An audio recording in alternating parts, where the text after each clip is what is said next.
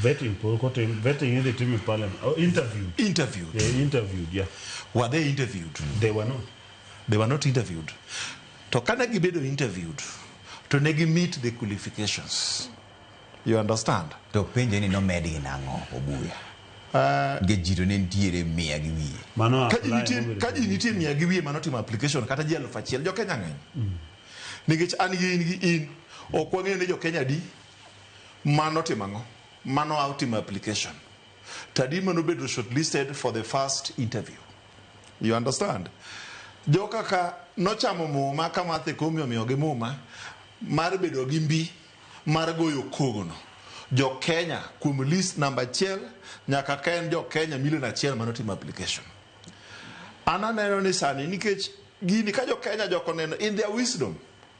I am not sure whether what allegation me wacho ni en adier or true.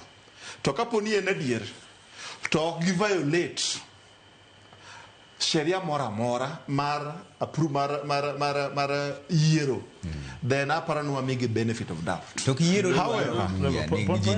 However, owadwa ne wacho ka en gima tek mawinjo ko wacho maduong'. Owacho ni owinjo ni Asanur achiel kuom nying mantie kacha ni en wat achiel kuom onyo manyamin gi mheshimiwa machiel kuom jaodi